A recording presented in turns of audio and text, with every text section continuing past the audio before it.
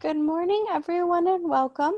Thank you for joining us. Today, we are going to be talking about providing 360-degree feedback. I have with us Steve Dion, who is the founder and CEO of Dion Leadership, and his co-presenter this morning, Amy Rowe. Good morning, everyone. Thank you, Lauren.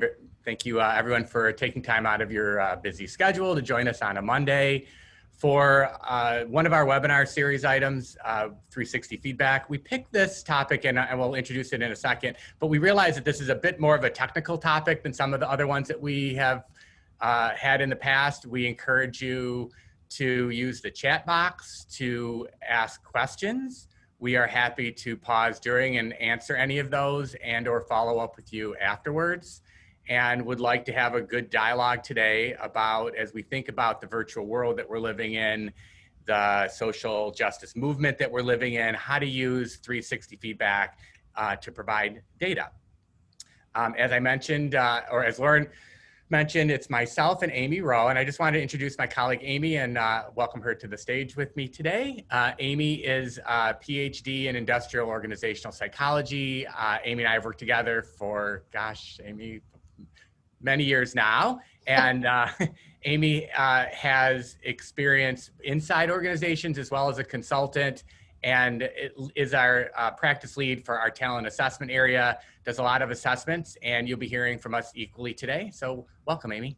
Thank you. Appreciate it. Welcome, everyone. So to get us started, let me just ground a little bit in the purpose of Dion Leadership. So our why is that we're really passionate about starting every day excited and ending every day accomplished. And we realize that the role that an organization plays to help make this happen is through its leaders, and its leaders need feedback. And we've spent many, many years in doing this leadership development work and using 360 assessments to be able to accomplish this work in everything that we do. And particularly in terms of our solution offerings, we provide leadership coaching, leadership development programs, team effectiveness programs. And we've started here that talent assessment is really the space that we're talking about. But organizational capabilities, all the other work, product purchase, all the things that we show and say that we do and have been doing for a long, long time, really use 360 feedback wedded into those areas. So while we can use 360 feedback to assess talent, as we'll be talking about here, we also do use it in individual leadership coaching as a framework to start the coaching program, in leadership development programs, even with executive teams, and do 360s together as a group. So there's lots of applications, and we'll unpack that as we go through our discussions today. Some of the client partners we work with are on the screen here. You can see organizations in many different industries, in many different size companies. And as I look at these logos, I can say that many of these organizations use a variety of 360s that we help them bring in, and that they use either individually or that we help use as part of those different solution offerings I just mentioned. And then let me just quickly talk about what I'm going to cover, and we're going to do a quick level set poll, and then I'll turn it over to Amy. So particularly what we'd like to cover today is why do we think using 360 feedback now is really a great time to deploy this tool in this virtual world that we're living in. We have many leaders changing the way that we work, and we think it's a great time, and we'll unpack that. And then particularly, how do you select the right 360 instrument? So we're going to show you some different options, different tools that we like and that we use and that we think are valuable for you to consider. And then some process considerations. How do you set up a 360 environment to get accurate, candid feedback from someone, and also help the recipient unpack that in a way that they get meaningful insight? And then tips to turn that feedback, especially if you're going to do this virtually, into an actionable development plan. We realize, or we're assuming that as we look at the list of participants on our webinar today, we have a variety of people who may be certified themselves in one or multiple 360 tools, and people that this might be their first time using a multi-rater 360. So we're going to try to balance between those and do a little bit of maybe refresh for some folks, and then also hopefully provide you some new information. So to get started, I just wanted to level set with the audience here, and Lauren is putting a poll out. We'd like to ask you to answer where your organization is and how you currently use 360 assessments in terms of multi-rater 360s. So do you use them at all? Do you use them occasionally? You use them regularly, but maybe only with a few with senior leaders, or you use them all the time regularly throughout the way you work within your organization. So give you another few seconds to answer that.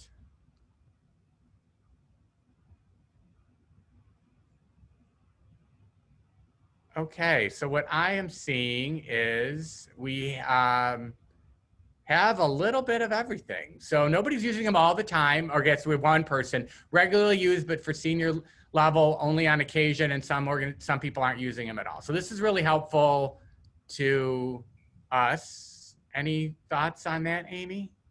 Yeah, that's good. And it'll be curious. I have some thoughts about, seeing at the senior level primarily, but obviously we know there's some options that can maybe help us there. So, well, good.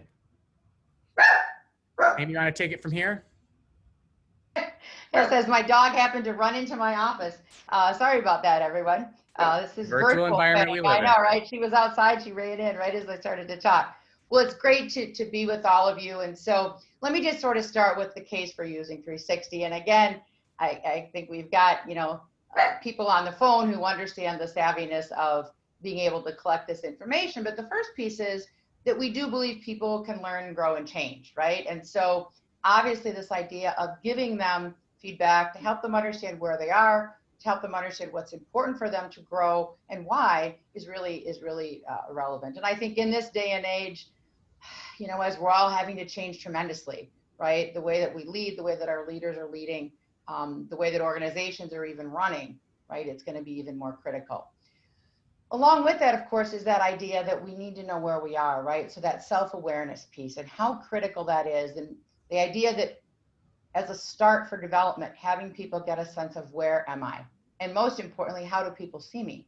So we also talk about here this idea that perception is reality, right? So as a leader, a person may have the identity that they're doing something in regards to their leadership style. But of course, if the perception by others isn't managing that, if they're looking at them and saying, this is how this person leads, and I as a leader don't know that, right? That's not going to work very well. So getting 360 feedback helps us to gain self-awareness. It also helps an individual to understand how they're being perceived.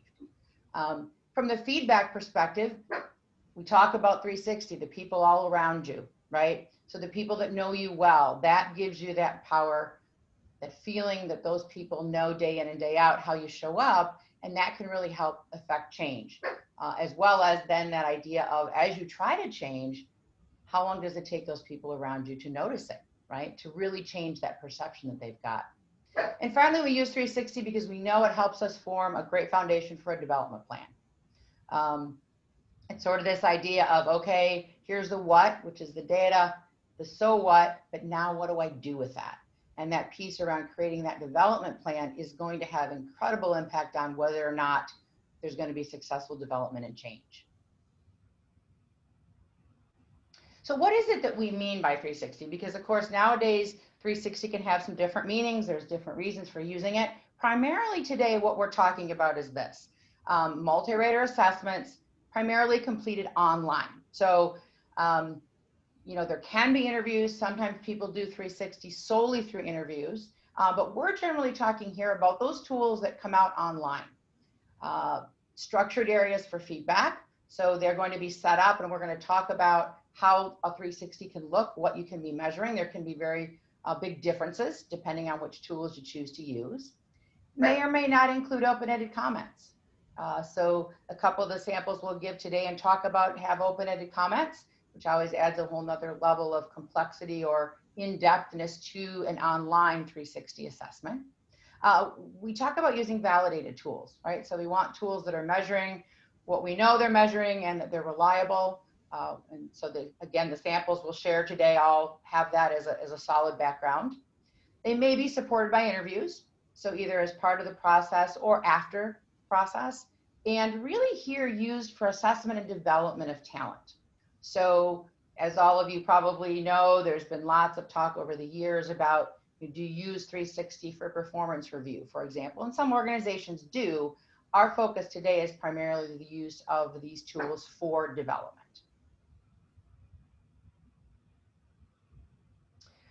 So why is it so important now? And I touched on a little bit of this, but the behaviors we need from others are changing, right? So throughout all the things going on around us around the globe, really, right? What is it that people need? How do people need to be managed?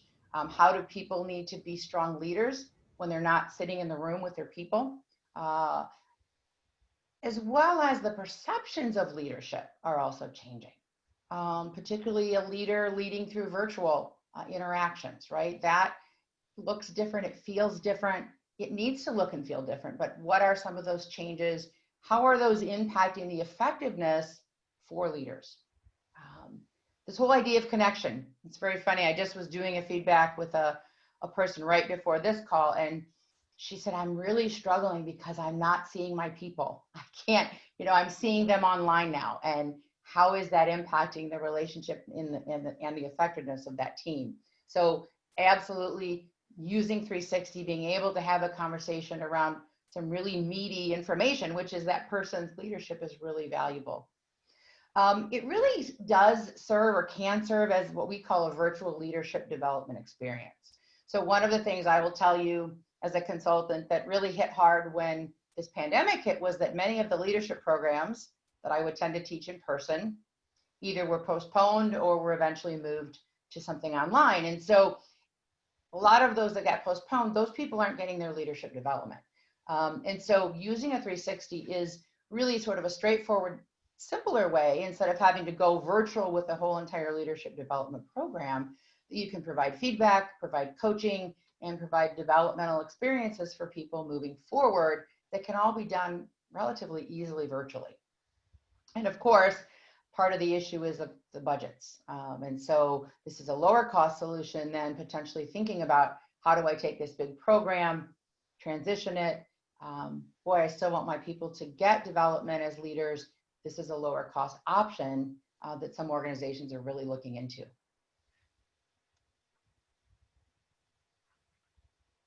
So there's a lot of things to think about, right, when you're going to use a 360 tool. So we've listed some of them here, the ones we think are the most important. Not necessarily right answers, just different answers for each of these. So the first one is the audience.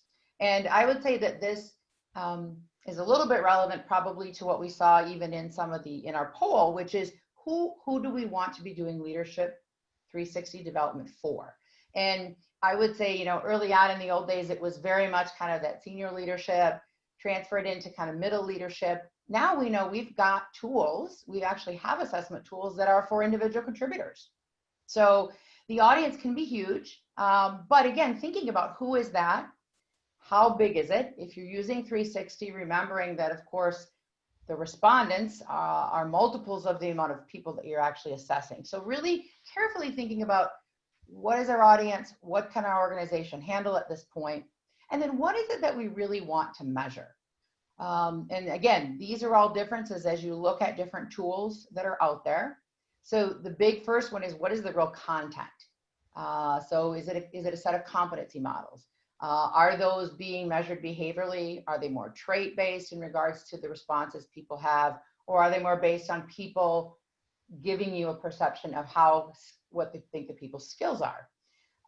It could be they're being measured by effectiveness, or is it by impact? We also look at measuring importance. So in other words, boy, there's all these competencies that we have in our organization.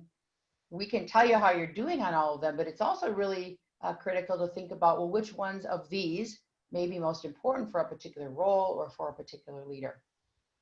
And then, of course, we'll talk a little bit later, but even thinking about what kind of rating scale do we want to use within the organization? Because again, as we'll talk about, right, there's many different ways that these ratings are captured around people's perceptions of what a leader is doing. The idea of using norms, you know, is this something that is important for your organization, right? For an organization, do they need norms? Do they need norms customized for certain industries? Do they need norms customized for certain geographies? Or do they need norms at all, right? So again, something to consider when you're thinking about the 360 tool. Of course, you know, wanting to make sure that the tools that you use are valid, as we mentioned earlier, be careful about adverse impact and make sure that they're reliably giving you solid measures of what you're asking for. Do you need to customize a tool? That's another great area for 360. Some organizations are very comfortable using off-the-shelf tools. Other organizations very much want that tool to reflect their language, their particular competencies, and so then a customization might be necessary or might be very valuable. What about language? So we've got lots of global organizations. Do we want to be able to do 360s in multiple languages? Or do we believe because our organization is, you know, English is most important, that everyone can do it in English? So there are capabilities.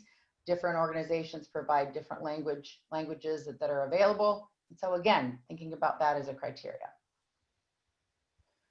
Time to complete. Again, this one somewhat goes back to the audience. It goes back to how many people, you know, is this a tool that you need to be able to have people complete in 10 minutes, or is this a tool that can take a little bit longer? So thinking about the different ones that are available and what is that time commitment that you're going to have from your audience. And then finally, do we want to think about development? Do we want to think about progress check? In other words, as I mentioned, one of the biggest pieces of using a 360 or really any leadership assessment is, how do we know that it really makes a difference? Are people really utilizing what they're learning from their data? And so being able to have something like a progress check, which we'll go into a little bit later and actually give you an example, could be very, very valuable to your organization or to one of your client organizations. And of course, finally, cost, right? There are variances in cost for different tools. And so thinking about budget and cost is also another criteria to consider. You know, we're going to be sharing a few of these tool options with you today. And I just wanted to say as a backdrop that we've spent many years looking at different assessment partner organizations, you know, and there's everything from a single person that developed a 360 tool, created a website, and it looks pretty and says, this is a great tool, use me. And there's not a lot of science behind it. And we can have somebody like Amy, who's a PhD industrial psychologist, look at that and see if it really meets all these criteria or it doesn't. And you'll also see that some are designed from a very different perspective. Some were set up to be a global tool and they built it right away with 40 languages. Others were really deep in, you know, being focused on maybe the understanding of importance versus the effectiveness relationship. So each tool really comes to the table, and the assessment partner that we work with already has sort of a mindset of what they're trying to measure. So the goal is really to sort of vet that out. And we also do have, by the way, and we're happy if you want to shoot Lauren a note, we're happy to share with you a checklist that we have. I think we have about 10 different tools that measure, you know, 30 different things each one has, and we've collected over time from each of the organization spec sheets what languages are they in, what are their capabilities, what does it look like. And so we use those as we partner with organizations to help them think through what do they want, which tool do they want to use. So we have a lot of thoughts on it. We're going to spend the next little bit of time walking you through a few tools that we think are the kind of leading tools that we use and why. Great. All right. So just like criteria kind of going into it, what are the kinds of typical outputs we see and what kind of insights can you gain across the various tools? And again, just as Steve mentioned, some of them are very focused in certain areas. Some of them have broader outputs. So the first one that I like to mention is that importance to role. So when we think about giving people feedback, helping them to understand where they're strong, maybe where there's opportunity for development, you really want to combine that with the idea of, well, what's most important for that individual's role, right? Because then that can change, right, as the roles change. So having an understanding of what's critical to their leadership performance, absolutely very important. We talk about highest and lowest rated items. So as most of you know, we have different levels of assessment. The item level on a 360 is typically the most specific, right? So getting into traits and effectiveness areas and really wanting to highlight for them highest and lowest, because those actually often are the things that you can take and turn into development actions at that trait, at that item level, that are really going to help them be able to either leverage a strength that's come through in the assessment or to work in an area that might be a developmental opportunity. We want to look across rater groups, right? Of course, the whole idea of 360 is to give us that circular view, right? Up, down, and sideways. And so being able to look at, you know, where are those differences? Where might a leader work well in a particular area that the peers are seeing one way, but seen very different maybe by the direct reports or by the manager. So really understanding where is it that this might be a strength? Is this a strength across the board? Or are there certain areas where this individual is hitting this right on, and then other areas maybe that they could tweak behavior, because in fact, how they come across to their direct reports in a particular area, they may need to look and act very differently than when they do with their boss. Variances to norms. So if you're using a 360 tool that has a norm group, how does this leader look relative to that norm group? Are they stronger than the norm? Are they lower in certain areas? And then of course, another section that we typically really like is where you have an ability to have some startup development suggestions. So again, I think in my career of using 360s, which has been really long, or any assessments, one of the biggest holes comes after you get the assessment data, then what do you do with it? And oftentimes leaders really get stuck knowing how to take that first step.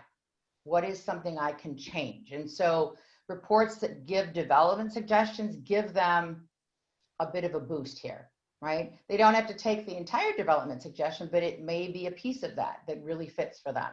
And it gives them enough to get started on thinking about, okay, here's something I can start to do as a new action or to develop in a certain skill area that's going to help me enhance my leadership. Of course, we look as we do across the different groups of people, and we'll talk about the typical rater groups in a minute, but again, do I show up differently? Do people perceive me differently in one of those groups versus another? My peers might see me one way. My direct reports, do they see me differently?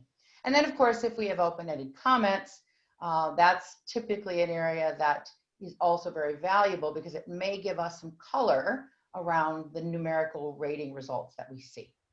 And again, potentially give us some opportunities for finding ways that we can take certain comments, certain behaviors that are mentioned, and either leverage those as strengths or potentially work to change those as opportunities for development. So lots of very valuable information comes out of a well-done 360 process. And I wanted to highlight too that as you think about this and these criteria for what tool to use and what comes out of those tools, is that you don't have to pick one tool for the organization. Many of the organizations we work with, even small organizations, can use one tool for a senior group, a different one for mid-level. Maybe they use a different tool for assessment than they do for development. It doesn't confuse the organization or the audience, but there are some very practical considerations for you to think about, like how trusting is your organization to begin with? If you have an organization that's a kind of a gotcha company and you're trying to change that, you might not want to enable open-ended comments so that people can type in anonymously, you know, something that's a zinger that might really not be helpful to that person. Other organizations, open-ended comments is where you might find a lot of great insight. So it's really understanding your organization, your culture, and your particular audience as you select what tool you use and how you set those up and for which audience that you want to work with. Yeah, that's great, Steve. Let me just add, because we're getting some questions and I want to see if we can respond, because I think it is a great question around, you know, using it for things other than development. And so some people in some organizations using 360 tools also for performance related feedback. And I do think that it's possible. I'm reading the question, 2 tools. So there is some research on whether or not the way people rate on the tool will be different if they know it's being used for performance appraisal purposes versus developmental purposes. And in fact, data does show that in some cases that does happen. People will rate you differently if they think, and it could go either way, right? Sometimes they're tougher if they feel it's a performance review. Although again, if you think about your rater groups, sometimes it can be more positive. So the issue there gets a little concerned around reliability. The other thing that I would say, at least in the past organizations where we've had this similar question, is again, just thinking about making sure there's clear lines of what a tool is being used for. So, because again, it gets a reputation, right? Just like anything else in an organization. So the tools get a reputation. So I would say organizations do use both tools. My thoughts, and Steve can add to this, are two things. One is just thinking about what are you really measuring, right? So, how ingrained do you want what you're measuring, either for development or performance improvement? Is it the same thing? There may be that there are leadership goals, and then there are some additional things for performance review that you may want to measure. So again, thinking about what is it you want to measure, what is your ultimate goal for that measurement.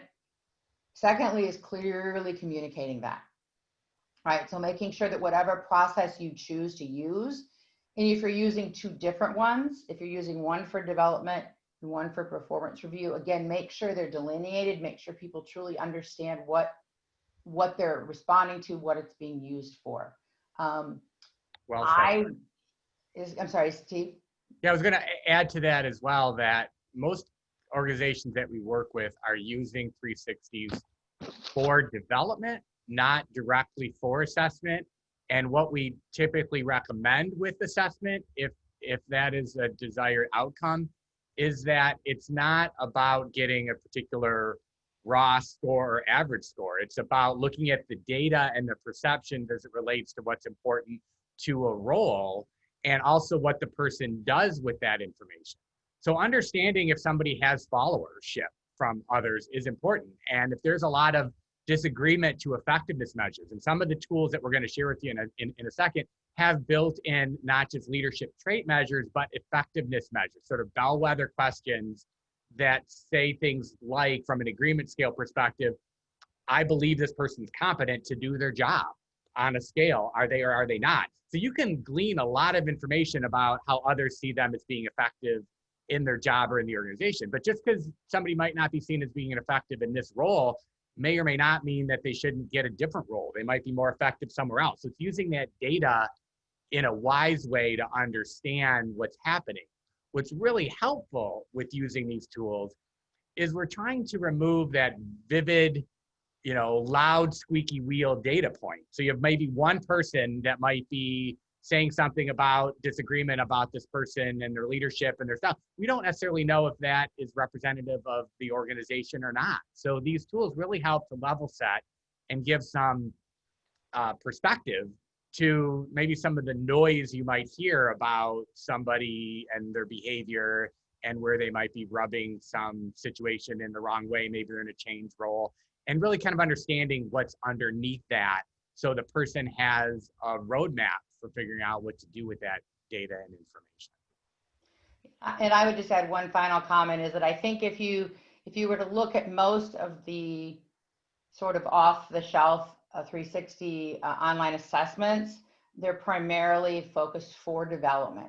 So, and there's a lot of reasons for that, right? One is just the legality of, as you start to use it to make decisions, becomes different. And also just the customization or the detail necessary for using it in performance review is just different than it is for the more broader sense you can gain from using 360s for development.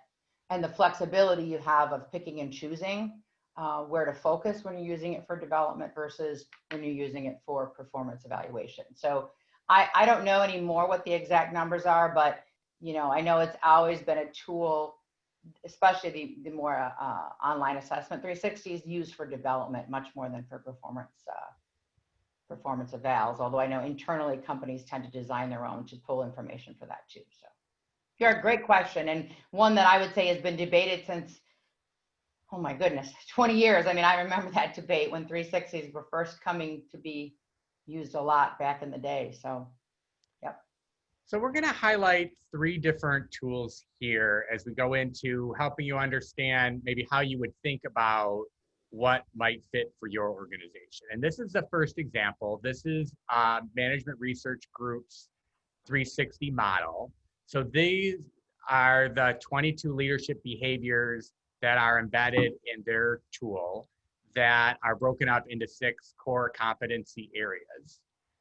You can see it starts with creating a vision, developing followership, implementing that vision, following through, achieving results, and being a team player. So as you look at these, you might look at those and say, this isn't really what feedback I want to provide to my audience, or this well aligns with our organizational competencies and how we want to measure this. We've been using this tool for many decades. It's great, but it's one of many options. I want to sort of compare and contrast these to each other. So this would be one example. A second would be Center for Creative Leadership's benchmark for managers tool. So they're organizing their data into leading the organization, leading others, and leading yourself. And you can see the competencies that fall underneath those. And then in their tool, they particularly have a section that is about career stallers and ask questions to help somebody understand, do they have some derailing areas? So again, each tool is sort of built with different functionality in mind and different items that you may or may not want to include. There are some 360 tools that you pick from a library of questions and they're not normed because you can pick a set of questions and they're completely customizable. The 2 I just shared with you, they're locked in, they're normed. And so the questions are the questions. You either like that tool or you don't, and you can't change the questions because you want that data as it's normed against another population. The third tool we wanted to highlight, which we really, really like a lot, is the PROFILOR. And you can see their data set, and this is one of 9 different competency models that are available in their suite. This is a mid-level leader 360, and it's measuring personal, thought, people, and results as the 4 main competency areas. And you can see the sub-competencies underneath each of those. And then within those, for example, established trust is an area. At the item level, there's specific item questions that roll up to establish trust that roll up to then the personal category.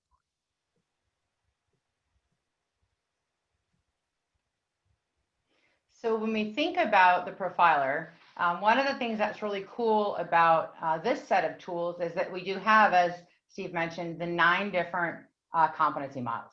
So if you were to have a senior executive, you could have a model that matched senior executives. And of course, these have all been researched and validated on these different levels of individuals. You may have a first line leader, and there's a first line model.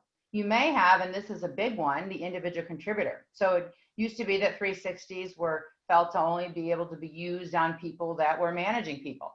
And in fact, one of the models that's been used the most in the PROFILOR, I think, is the individual contributor model, which is someone who doesn't have formal direct reports. And there's a couple of other unique models along the bottom that you can see, both internal consultant, sales manager, IT manager, key account manager. So those give you leadership, but also in the sense of in particular areas in the organization. So the uniquenesses that come with each of those different types of leaders. So the nice thing about the PROFILOR is you, as Steve mentioned, don't have to use the same model, but yet you're using integrated models so that you're still talking the same language. So you might be using it on your senior leadership team, and at the same time, you've got a group of first line leaders who are going through a leadership development program and you want to grow them. Well, as they're then talking to their mentors and their more senior people, you can talk it with the same language, the same kinds of words, the same kinds of results for those different groups. So here's just obviously it's an eye chart. We don't expect you to be able to read it all, but it just shows on the far left the various competencies, and then the check marks just simply indicate which of the models have which competencies. And so you can see that some are consistent as you move across. You can look at some that vary a great deal, right? So certain leaders are going to need certain things that other leaders are not in regards to what we know is key for their effectiveness in that particular role, that particular level of leader. And as we mentioned, we wanted to highlight a few different tools. These are 3 tools that we've highlighted.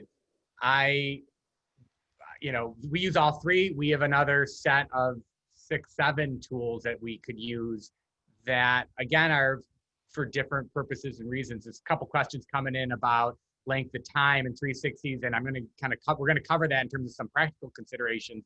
But as you think about what you want to measure, that's really important, but also the process it is to take. And if you're going to do them as a group of people, for example, if you're going to launch, we have a few of our clients that do 360s as part of a leadership development program, or they're just using the 360 tool itself as a program. So the leader and their direct reports all take them at the same time. Well, they're going to all pick practically, many of the same respondents. So if I have to fill out 9 other 360s within 2 weeks, there's a rater fatigue issue. There's practical considerations to think about, and we'll talk about that in a little bit as well. So those 3 are 3 of a few different options to consider. And like we said, the Profiler has a lot of functionality that other tools don't, with having 9 different competency models, where some other tools, like the CCL benchmarks, there's an executive and a manager version, but you don't want to give an individual contributor a manager 360 because it's asking for items that you that aren't important to that person's success at this moment in time. So after somebody's taken the assessment, then you have this output report. And this is, again, an eye chart. We are not going to teach you how to read this particular tool. This is the MRG LEA tool, which I've personally been using for well over a decade. And the point of this is you just can't plop a report like this into somebody's email and say, read this 50-page report and develop yourself. I mean, there's circles, there's charts, you have to look at this, this is norm, there's the percentile ratings. Within an hour, hour and a half, a certified assessor can easily sit down with somebody, help them navigate the language of what these competencies mean. What is conservative? What is low and high mean in terms of behaviors, in this example? And what does it mean if your data is clustered here versus there? An example in this is you can see there's these gold charts of category ranges here that you may not know what that means. Well, one of the functionalities of this particular tool is it allows you to, prior to taking the assessment, to look at what it is that is, which of the 22 behaviors are most important and what would be the range. And then you can later see if your data shows up within that range, and that gives you good insight. So that's an example of a tool and how you would use it. So it's really important that the tool that you use is there's plenty of time given to the participant to navigate the output report. We've spent many years looking for tools that make it very easy for the participant to take and understand it. We realize that a line leader is not a psychologist that studied this stuff. So they need to see a practical report, but it's only to be, as practical as, it's kind of balancing the practicality with the measurement systems here as well, and getting it as robust as possible. So here's another example that Amy can walk through. Sure. So here, this happens to be an example of an output page from one of the PROFILOR reports. And again, looks different, right? Can be complex as well. Something that's interesting here that I like a lot in this particular example is that, of course, you've got your norms. So these are the middle 50 percentile of a norm group. So now you're able to see both the red dot, the individual, as well as all other people that rated them. How does that compare them to the norm? Where do they fall relative to that middle 50 on the particular norm? The other thing that I like about this one is that it also reminds you of the criticality, the importance of this particular area. So when you see marks over here, as we do on the right, engage and inspire, for example, we know was seen as critical by both the individual leader as well as the two of their managers. So again, just different ways. This also shows when there's a significant discrepancy. Again, it just draws your eye and it makes you think about talking about the fact that in this case, there's a discrepancy where this person tends to believe that they're a little bit better at this than everyone else is saying. And so it's probably worth then some discussion about, is this a blind spot, for example, for this person where they believe they're influencing in certain ways that are making them effective, but in fact, other people may not be. And sometimes those discrepancies go the other way as well. So then you would see a difference. So again, lots of information. Typically, all of these reports have pretty good instructions, right? But as Steve said, it really does add value when you have the facilitator in your organization who's trained, right, to help talk through and coach around the output on each of the reports.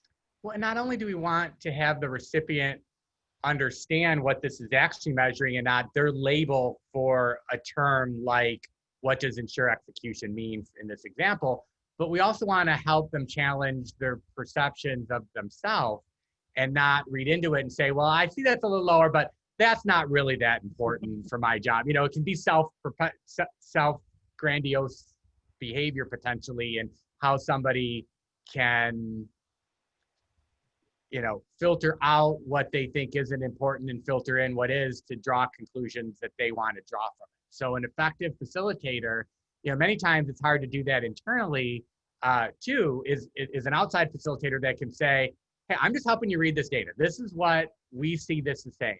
And, you know, how's it going to serve you if you just choose not to, you know, at least explore this particular area and help somebody get more motivated to realize how important something might be for their future success.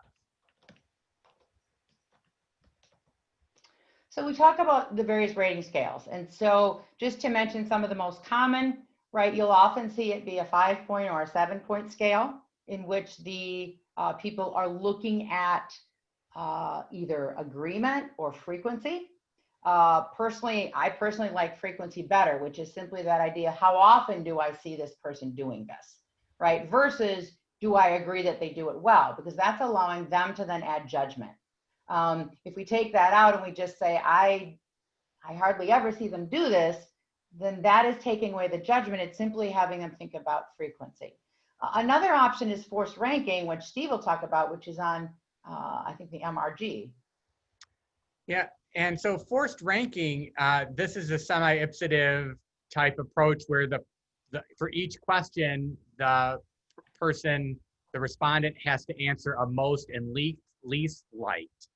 So you can see in this particular case, they have to get 3 choices and they have to say, do they most do this or do they least do this? So the nice thing about this is it's not saying, well, I'm already biased to say I really like this person, so I'm going to use the high end of the scale, or I have an axe to grind, I'm going to use the low end of the scale. But it takes longer to take. I think there was one of the comments of somebody said, I love the MRG tool, but it takes a respondent, about 45 minutes to complete. They're getting those 22 behaviors asked, I think 7 different times in these different combinations.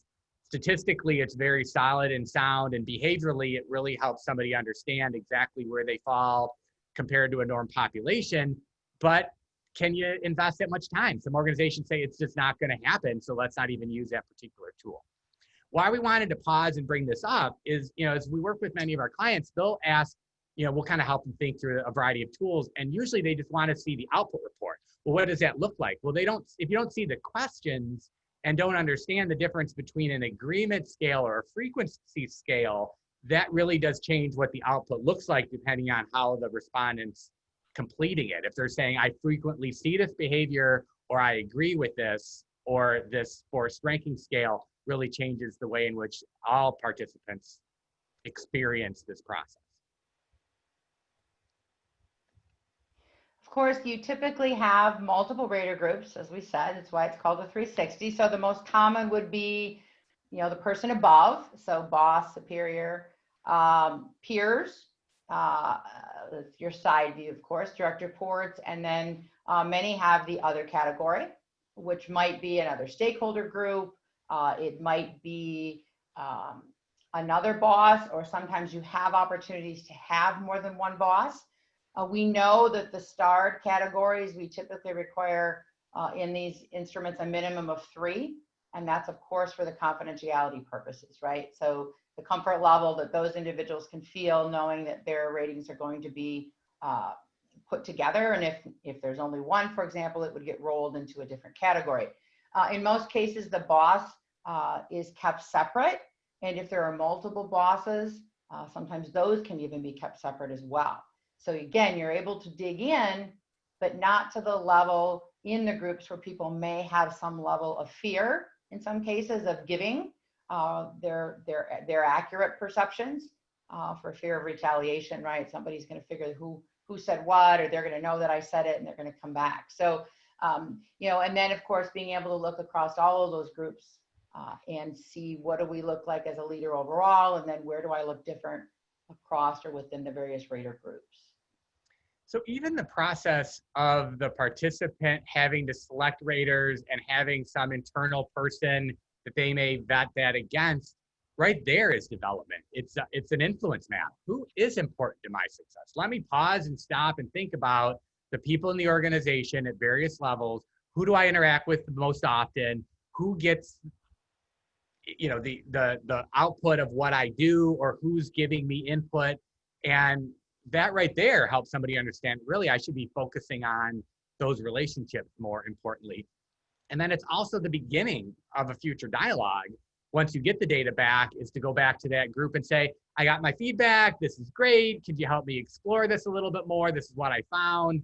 And especially in this virtual world where we're trying to create more belonging and purpose and connection, people can complete these tools online. We can do a debrief online like we're talking about here today. And then a person can get that data and know what to do and start to think about their next week, month, year differently and engage in conversation with people. So it helps people get connected and to really rethink the types of relationships that they're having. And I think so many things, Steve, that you're mentioning, we don't maybe go into it specifically, but we talked about it, is that the process, you know, you pick the tool, that's one thing, but really laying out carefully the process, how you're going to communicate what's happening, how you're going to invite the participants, who the right respondents are going to be for each participant. I mean, all of those things have to do with process around a 360. And I think my experience, sometimes in organization, they'll pick the tool they want to use and then they just go do it, but they don't really think about all those other pieces that are going to provide the best results for the person, and then the best opportunities for that process to be seen as a real positive within the organization. And then that's really important. So, you know, the debrief session, obviously very critical. Trained coach, we've talked about this already, helps provide the feedback, right? It just makes it so much more valuable, much more easy to understand, helping them make sure that they're understanding the competencies, particularly if an organization chooses a tool that isn't exactly customized, but let's say that they have their own model. So making the links between, okay, here we're calling, you know, in this tool that we're using, this competency maps to this one of ours, right? If they didn't customize it, it's just making those connections for people as one example of that. You know, ensuring clarity of message and how to consider the data is really important. And thinking about what's most important. And, you know, sometimes people will tend to focus on one comment or on one particular thing. And we say, you know, you want to look for the themes. We want to pull them together to say what's going to be most relevant for this individual as they begin to make change, as they begin to develop. And that does take time, right? For the people that are actually helping to give the feedback, you get better and better at it, right? When you get more comfortable using certain tools. And then the big piece, which is the, okay, so what? Here's the so what. Now what do I do with that? And that's really that idea of saying, how am I going to take this information that I've learned about how people perceive me? And how am I going to turn that into an action plan such that I can improve, right? I can leverage strengths. I can work on opportunities. And that is hard work. And a lot of times I used to say, you know, it sits on the shelf. Right? People get a great assessment, whatever it is, they learn a lot about themselves and they set it on the shelf. And if there's no accountability in that process for them actually putting a plan in place and working it, oftentimes it's a huge loss because they really need that to be able to make progress moving forward. And a skilled assessor and feedback provider is helping the person use this data in the most authentic way for themselves too. This is not about reinventing themselves to be somebody they're not. They have a certain style and an approach that they were raised to be the person that they are. It's really helping to maybe add some new behaviors into the mix, to soften some behaviors, to help somebody think about the job that they're in at this moment in time in the organizational culture that they're in, and picking the one or two things that can really most help move the needle. But how can they do that in a way that's authentic to how they need to behave for themselves and how they think and how they approach the world, not what their boss might want them to be like. And that's really important to find that common ground place. We had a great question. Thoughts on the participant sharing results with the rater teammates after the process. I'll say two things about that, and then Steve might want to add his opinion. First of all, sometimes I will tell a participant, you know, this data might actually raise more questions than it gives us answers to. So sometimes it very much takes them going back and talking to their raters. And of course, you have to maybe give them some coaching around how to do that, so that they do that in a way that both appreciates the time that the individuals have already taken, as well as then allows them to learn more. The other thing that I almost always recommend, and Al, this is particularly to your question, is that, yeah, I think they should go back and give thanks, say thank you for taking the time to provide me feedback. And by the way, here's what I'm doing with it. So, you know, do they share the exact feedback? Maybe not, but I think what's most important is that the people know that they've heard them and that they're taking some actions. Because also you want those people around you to know what you're working on, right? Because it's hard when you're making change, right, for people to look for that change and to support that change. So yeah, I absolutely recommend, you know, in different ways, how you should go back and share that with the people that have been part of, and sometimes you may not have used all of your direct reports, right? Let's say someone has too many and they use part of them. You still want to go back and share what you've learned, what the process has been, and what you're going to do with the information that you've received. And this would be an example of that. So creating a development plan is really important, and I have to say is really hard work to help somebody understand where they've already thought about behaving in a certain way. What exactly do I need to work on? What would it look like differently? Where would I use it? How would I do that? What are my practice areas and opportunities? So not just having a session where you say, here's your 360 feedback, work on approachability, good luck with that. It's having a guide to help you think about, why is that important to the organization and my role? Where does it look like? And then to Amy's point, being able to ask others, say, this is what I'm working on. Give me feedback. If you see me, you know, falling back, I give you permission to, you know, let me know. I want to know. I'm sincerely wanting to behave differently. I need your observations on that and other thoughts on how I can help you. And it might look different when you're trying to be approachable down to your direct reports versus being a peer or going up. And one of the things that we struggle with as well is that once you get a development plan written, if you get it written, is then how do you know how you're doing? So you can have an accountability partner. You can have the folks, as Steve mentioned, that you ask to give you feedback. One of the, this is an example of something that's really cool, and this is done with the PROFILOR tools. I don't know of any other tool that does this, but they have what's called a progress check, which allows you in, say, 6 months to be able to do sort of a mini survey again, and it's definitely mini, about how am I doing? So it looks at two things. It looks at both whether or not someone sees improvement, but also it looks at whether or not someone sees effort. So we all know that at times you can be trying really hard to make improvement, but because of other things going on in the organization, it may not necessarily be seen. So this allows you to look at both. It allows you to use the same raters you had before, if you still have them. And of course, here it just demonstrates plotting out where people fell in regards to this grid along improvement versus effort, right? So you can see, like in this case, they're making a pretty decent effort and they're making improvement as seen by this particular group of people, right? So you can see that for all the different areas. In this particular case, a person picks approximately 10 or so items. So again, they're not going through the 200 items on the profiler, but they're really picking to re-question people about those areas that they're working on. So I'll give you a real-time example. When I was working with someone to build her development plan off the profiler, we made sure that we were tying back to those particular items that she wanted to work on, so that when we come to 6 months, we can go back and we can re-ask about the particular items that this person is focused on. And we can get a sense of, again, do people see you making improvement?